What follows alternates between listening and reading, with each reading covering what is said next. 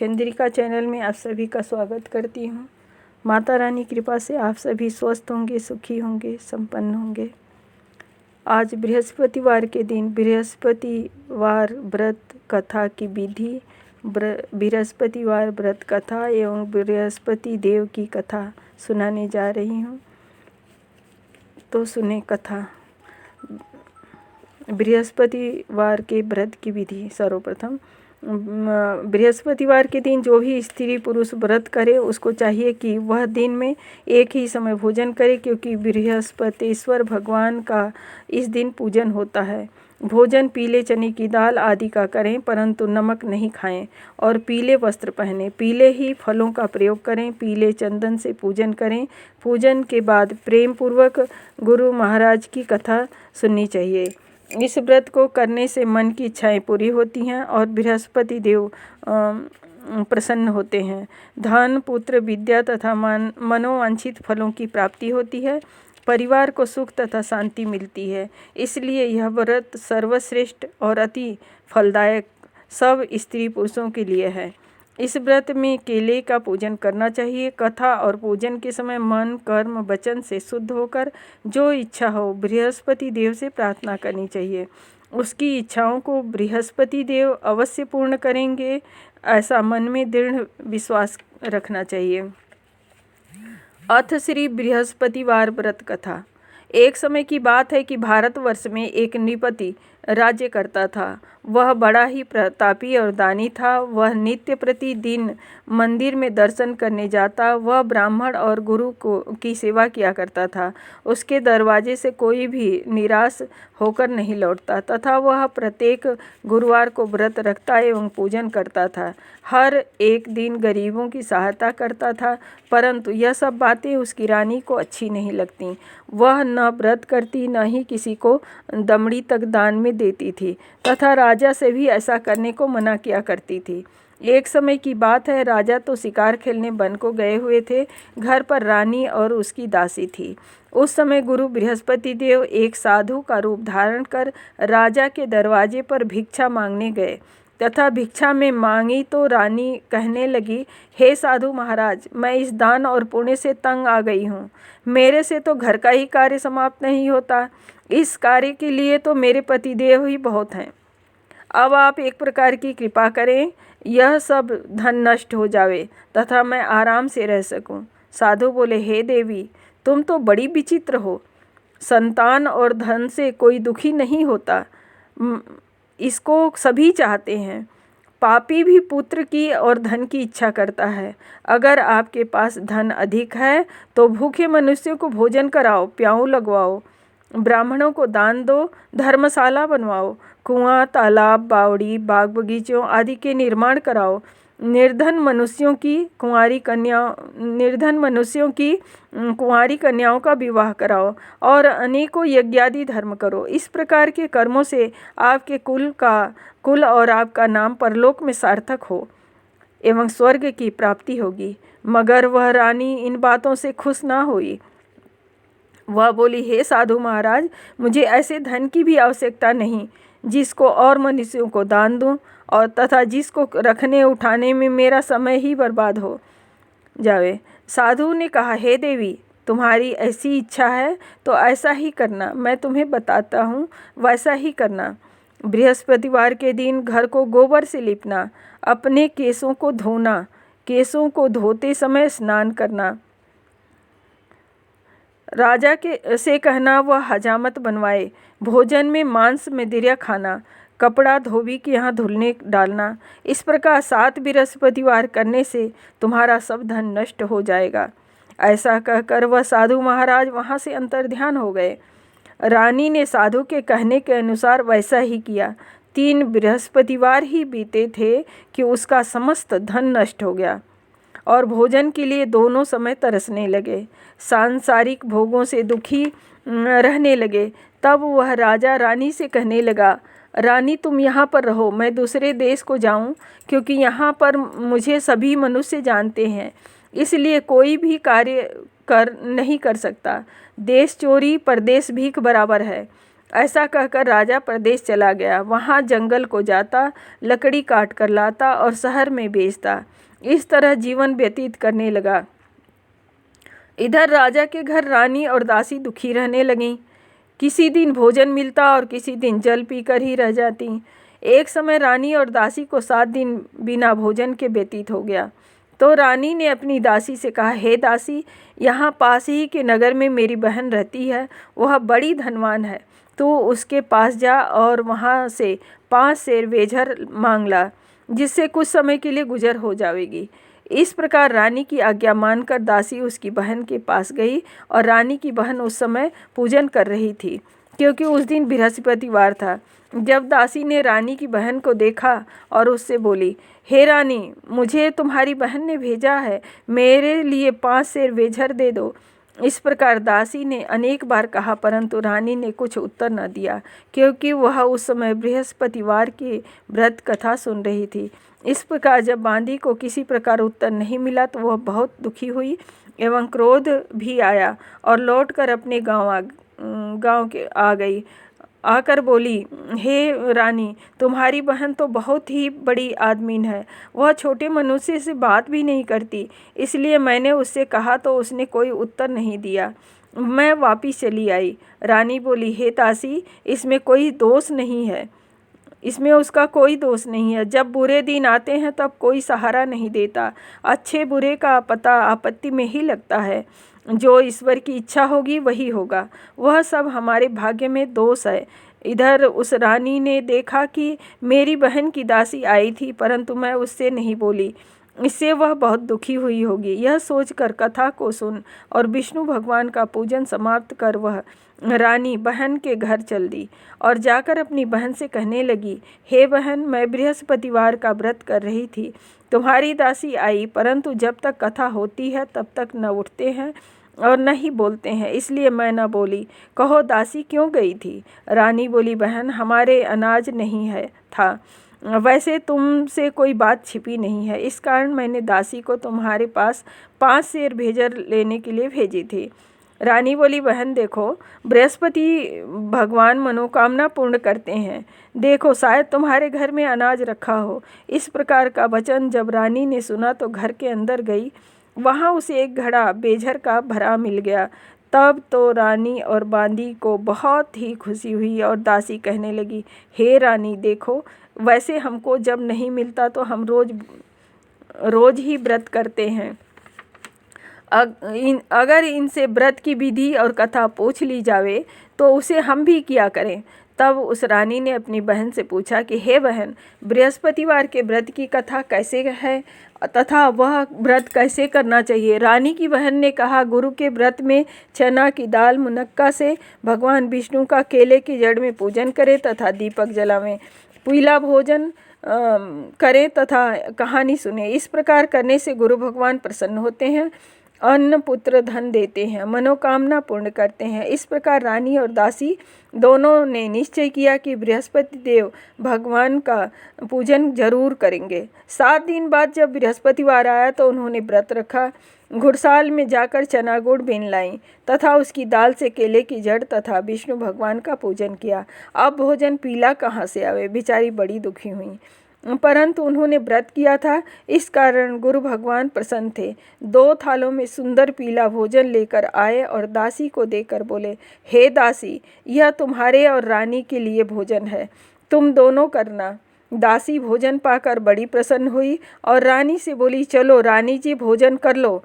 रानी को इस विषय में कुछ भी पता नहीं था, इसलिए वह दासी से बोली, तू ही भोजन कर, क्योंकि तू हमारी व्यर्थ में हंसी उड़ाती है। दासी बोली, एक महात्मा भोजन दे गए हैं। रानी कहने लगी, वह भोजन तेरे लिए ही दे गया है, तू ही भोजन कर। दासी ने कहा, वह महात्मा हम दोनों को थालों में भोजन दे गए हैं, इसलिए हम और तुम दोनों साथ साथ भोजन करेंगी। इस प्रकार रानी और बांदी दोनों ने गुरु भगवान को नमस्कार कर भोजन आरंभ किया तथा अब वह प्रत्येक बृहस्पतिवार को गुरु भगवान का व्रत और पूजन करने लगीं। बृहस्पति भगवान की कृपा से रानी और दासी के पास धन हो गया। रानी फिर उस समय आलस्य करने लगी। तब दासी बोली, देखो रानी, तुम पहले इस प्रकार आलस्य करती थी। तुम्हें धन के रखने में कष्ट होता था, इस कारण सभी धन नष्ट हो गया। अब गुरु भगवान की कृपा से धन मिला है तो फिर तुम्हें आलस्य होता है। बड़ी मुसीबतों के बाद हमने यह धन पाया है, इसलिए हमें दान पुण्य करना चाहिए तथा भूखे मनुष्यों को भोजन कराओ, प्याऊ लगवाओ, ब्राह्मणों को दान दो, कुआं, तालाब, बावड़ी आदि का निर्माण कराओ, मंदिर, पाठशाला बनवाओ, दान दो, कुंवारी कन्याओं का विवाह करवाओ। धन को शुभ कर्मों में खर्च करो, जिससे तुम्हारे कुल का यश बढ़े तथा स्वर्ग प्राप्त हो और प्रीतर प्रसन्न होंगे। तब रानी ने इस प्रकार कर्म करने आरंभ किए तो काफ़ी यश फैलने लगा। एक दिन रानी और दासी विचार करने लगी, न जाने राजा किस प्रकार से होंगे, उनकी कोई खबर नहीं। गुरु भगवान से उन्होंने प्रार्थना की और भगवान ने रात्रि में राजा को स्वप्न में कहा, हे राजा उठ, तेरी रानी तुझको याद करती है, अपने देश को चलो। राजा प्रातःकाल उठा और विचार करने लगा। स्त्री जाति खाने और पहनने की समगिनी होती हैं, पर भगवान की आज्ञा मानकर वह अपने नगर को चलने को तैयार हुआ। इससे पूर्व जब राजा परदेश चला गया तो परदेश में दुखी रहने लगा। प्रतिदिन जंगल में से लकड़ी बीन कर लाता और उन्हें शहर में बेचकर अपने दुखी जीवन को बड़ी कठिनता से व्यतीत करता था। एक दिन राजा दुखी हो अपनी पुरानी बातों को याद करके रोने लगा। तब उस जंगल में से बृहस्पति देव एक साधु का रूप धारण करके आ गए और राजा के पास आकर बोले, हे लकड़हारे, तुम इस सुनसान जंगल में किस चिंता में बैठे हो, मुझको बतलाओ। यह सुन राजा के नेत्रों में जल भर आया और साधु को वंदना कर बोला, हे प्रभु, आप सब कुछ जानने वाले हो। इतना कह साधु को अपनी संपूर्ण कहानी बतला दी। महात्मा दयालु होते हैं। उससे बोले, हे राजा, तुम्हारी स्त्री बृहस्पति देव का अपराध किया था, जिस कारण तुम्हारी यह दशा हुई। अब तुम किसी प्रकार की चिंता मत करो, भगवान तुम्हें पहले से अधिक धनवान करेगा। देखो, तुम्हारी स्त्री ने भी गुरुवार का व्रत आरंभ किया है और तुम मेरा कहा मानकर बृहस्पतिवार को व्रत करके चने की दाल गुड़ जल के लोटे में डालकर केले का पूजन करो, फिर कथा कहो और सुनो। भगवान तेरी सब मनोकामनाओं को पूर्ण करेगा। साधु को प्रसन्न देखकर राजा बोला, हे प्रभु, मुझे लकड़ी बेचकर इतना पैसा नहीं मिलता जिससे मैं भोजन करने के उपरांत कुछ बचा सकूं। मैंने रात्रि में अपनी रानी को व्याकुल देखा है, मेरे पास कुछ भी नहीं है जिससे उसकी खबर तो मंगा सकूं, और फिर मैं कौन सी कहानी कहूँ, यह मुझको कुछ भी मालूम नहीं है। साधु ने कहा, हे राजा, तुम किसी बात की चिंता मत करो। बृहस्पतिवार के दिन तुम रोजाना की तरह लकड़ियाँ लेकर शहर को जाओ। तुमको रोज से दुगना धन प्राप्त होगा, जिससे तुम भली भांति भोजन कर लोगे तथा बृहस्पति देव की पूजा का सामान भी आ जाएगा। और बृहस्पतिवार की कथा निम्न प्रकार से है। बृहस्पति देव की कहानी। प्राचीन काल में एक ब्राह्मण था, वह बहुत निर्धन था, उसके कोई भी संतान नहीं थी। उसकी स्त्री बहुत मलिनता के साथ रहती थी, वह स्नान न करती, किसी देवता का पूजन न करती, प्रातःकाल उठते ही सर्वप्रथम भोजन करती, बाद में कोई अन्य कार्य करती थी। इससे ब्राह्मण देवता बड़े दुखी थे, बेचारे बहुत कुछ कहते परंतु उसका कोई परिणाम न निकला। भगवान की कृपा से ब्राह्मण की स्त्री के कन्या रूपी रत्न पैदा हुआ और वह कन्या अपने पिता के घर में बड़ी होने लगी। वह बालिका प्रातः स्नान करके विष्णु भगवान का जाप करने लगी, बृहस्पतिवार को व्रत करने लगी, अपने पूजन को समाप्त कर स्कूल जाती तो अपनी मुट्ठी में जौ भर कर ले जाती और पाठशाला के मार्ग में डालती जाती।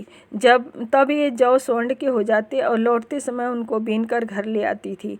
एक दिन वह बालिका सूप में उन सोने के जौओं को फटक कर साफ कर रही थी कि उसके पिता ने उसे देख लिया। कहा, हे बेटी, सोने के जौओं को फटकने के लिए सोने का सूप होना चाहिए। दूसरे दिन गुरुवार था। इस कन्या ने व्रत रखा, बृहस्पति देव से प्रार्थना करके कहा, हे प्रभु, मैंने आपकी पूजा सच्चे मन से की हो तो मेरे लिए सोने का सूप दे दो।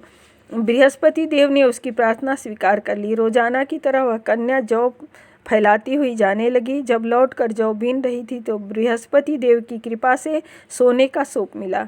उसे वह घर लाई और उससे जौ साफ करने लगी, परंतु उसकी माँ का वही ढंग रहा। एक दिन की बात है, वह कन्या सोने के सूप से जौ साफ कर रही थी। उस समय उस शहर का राजपुत्र वहाँ से होकर निकला। इस कन्या के रूप और कार्य को देखकर मोहित हो गया तथा अपने घर आकर भोजन तथा जल त्याग कर उदास होकर लेट गया। राजा को जब इस बात का पता लगा तो अपने प्रधानमंत्रियों के साथ उसके पास गए और बोले, बेटा, तुम्हें किस बात का कष्ट है? किसी ने अपमान किया है अथवा कोई और कारण हो सो कहो, मैं वही कार्य करूँगा जिससे तुम्हें प्रसन्नता हो। अपने पिता की राजकुमार ने बातें सुनी तो वह बोला, मुझे आपकी कृपा से किसी बात का दुख नहीं है, किसी ने मेरा अपमान भी नहीं किया है, परंतु मैं उस लड़की के साथ विवाह करना चाहता हूँ जो सोने के सूप में जौ साफ कर रही थी। यह सुनकर राजा आश्चर्य में पड़ा और बोला, हे बेटा, इस तरह की कन्या का पता तुम ही लगाओ, मैं उसके साथ तेरा विवाह अवश्य करवा दूंगा। राजकुमार ने उस लड़की के घर का पता बतलाया। तब मंत्री उस लड़की के घर गए और ब्राह्मण देवता को सभी हाल बतलाया। ब्राह्मण देवता राजकुमार के साथ अपनी कन्या का विवाह करने के लिए तैयार हो गए तथा विधि विधान के अनुसार ब्राह्मण की कन्या का विवाह राजकुमार के साथ हो गया। कन्या के घर से जाते ही पहले की भांति उस ब्राह्मण देवता के घर में गरीबी का निवास हो गया। अब भोजन के लिए अन्न भी बड़ी मुश्किल से मिलता था। एक दिन दुखी होकर ब्राह्मण देवता अपनी पुत्री के पास गए। बेटी ने पिता को दुखी अवस्था में देखा और माँ का हाल पूछा, तब ब्राह्मण ने सभी हाल कहा। कन्या ने बहुत सा धन देकर अपने पिता को विदा कर दिया। इस तरह ब्राह्मण का कुछ समय सुखपूर्वक व्यतीत हो गया।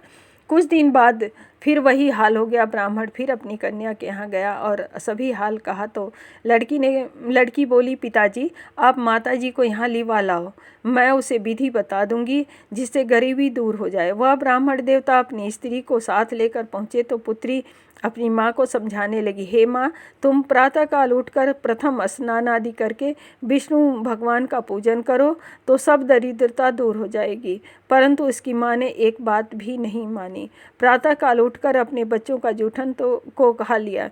एक दिन उसकी पुत्री को बहुत गुस्सा आया और एक रात कोठरी से सभी सामान निकाल दिया और अपनी माँ को उसमें बंद कर दिया। प्रातःकाल उसमें से निकाला तथा स्नान आदि करा के पाठ करवाया तो उसकी माँ की बुद्धि ठीक हो गई और फिर प्रत्येक बृहस्पतिवार को व्रत रखने लगी।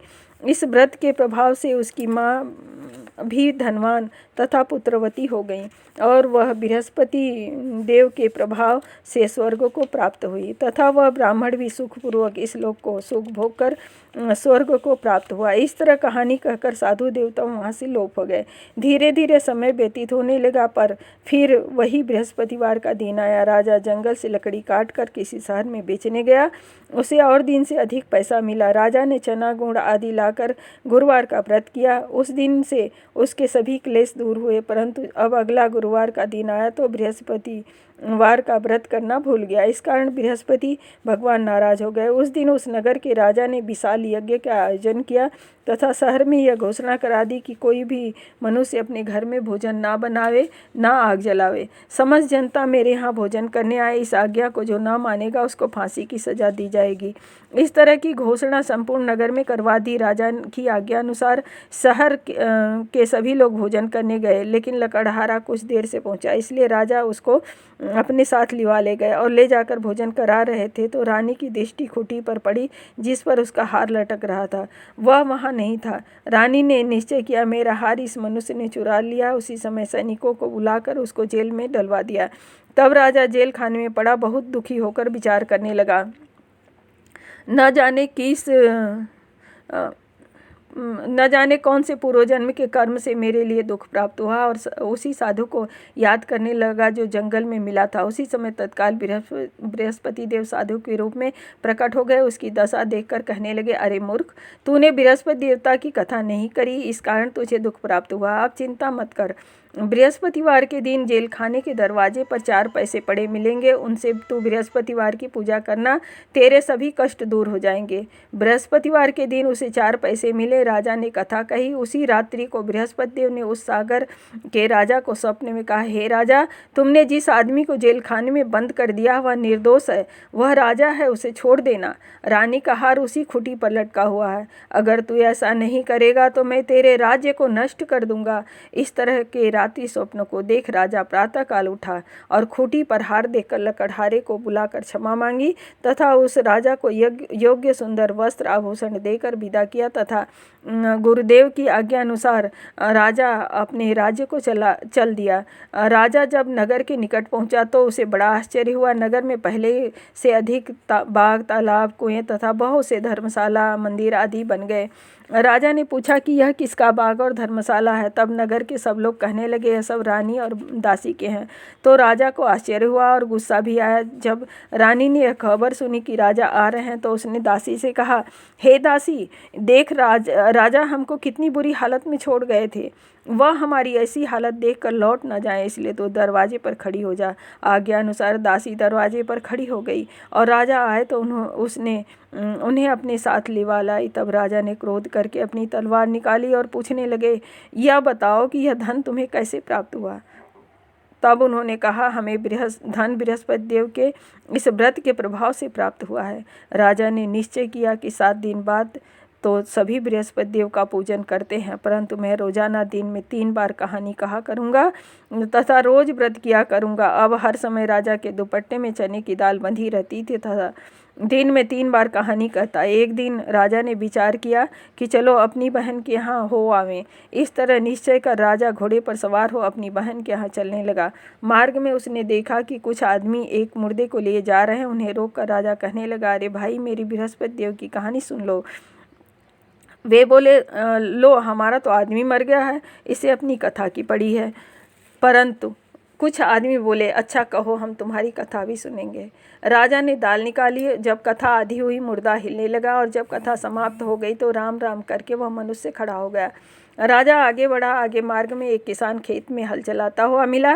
राजा ने उसे देखा और उससे पूछा, अरे भैया, तुम मेरी बृहस्पतिवार की कथा सुन लो। किसान बोला, जब तक मैं तेरी कथा सुनूंगा तब तक 4 हरैया जोत लूँगा। जा अपनी कथा किसी और को सुनाना। इस तरह राजा आगे चलने लगा। राजा के हटते ही बैल पछाड़ खाकर गिर गया तथा किसान के पेट में बहुत जोर से दर्द होने लगा। उस समय उसकी माँ रोटी लेकर आई थी। उसने जब देखा तो अपने पुत्र से सब हाल पूछा और बेटे ने सभी हाल कह दिया। तो बुढ़िया दौड़ी दौड़ी उस घुड़सवार के पास गई और बोली, मैं तेरी कथा सुनूंगी, तू अपनी कथा मेरे खेत पर चलकर ही कहना। राजा ने बुढ़िया के खेत पर जाकर कथा कही, जिसके सुनते ही बैल खड़े हो गए तथा किसान के पेट का दर्द बंद हो गया। राजा अपनी बहन के घर पहुंचा तो बहन ने भाई की खूब मेहमानी की। दूसरे दिन सवेरे राजा जागा तो देखा कि सब लोग भोजन कर रहे हैं। राजा ने अपनी बहन से कहा, ऐसा कोई मनुष्य है जिसने भोजन न किया हो? मेरी बृहस्पतिवार की कथा सुन ले। बहन बोली, भैया, यह देश ऐसा ही है, पहले यहाँ लोग भोजन करते हैं, बाद में अन्य कार्य करते हैं। अगर कोई पड़ोस में हो तो देखाऊं।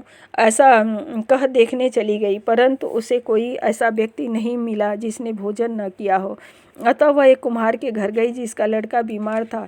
उसे मालूम हुआ कि उनके यहाँ 3 दिन से किसी ने भोजन नहीं किया है। रानी ने अपने भाई की कथा सुनने के लिए कुम्हार से कहा। वह तैयार हो गया। राजा ने जाकर बृहस्पति देव की कथा कही, जिसको सुनकर उसका लड़का ठीक हो गया। अब तो राजा की प्रशंसा होने लगी। एक दिन राजा ने अपनी बहन से कहा, हे बहन, हम अपने घर को जाएंगे, तुम भी तैयार हो जाओ। राजा की बहन ने अपनी सास से कही। सास बोली, हाँ चली जा, परंतु अपने लड़के को मत ले जाना, क्योंकि तेरे भाई की औलाद नहीं है। बहन ने अपने भैया से कहा, हे भैया, मैं तो चलूँगी, लेकिन कोई बालक नहीं जाएगा। राजा बोला, जब कोई बालक नहीं चलेगा तब तुम ही क्या करोगी? बड़े दुखी मन से राजा अपने नगर को लौट आया।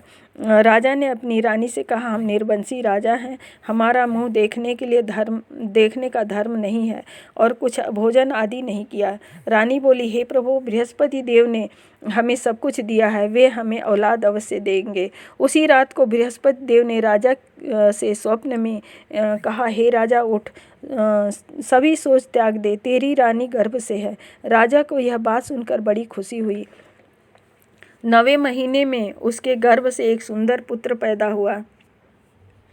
तब राजा बोला, हे रानी, स्त्री बिना भोजन के रह सकती है, बिना कहे नहीं रह सकती। जब मेरी बहन आवे तो तुम उससे कुछ मत कहना। रानी ने सुनकर हाँ कह दिया। जब राजा की बहन ने यह सुसमाचार सुना तो वह खुश हुई तथा बधाई लेकर अपने भाई के यहाँ आई। तभी रानी ने कहा, घोड़ा चढ़कर तो नहीं आई, गधा चढ़ी आई।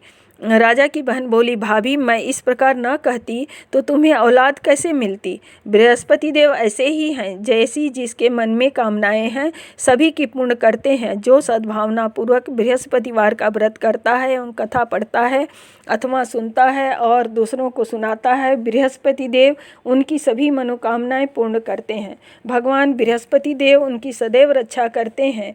संसार में सद्भावना से भगवान का पूजन व्रत सच्चे हृदय से करते हैं, उनकी सभी मनोकामनाएं पूर्ण करते हैं।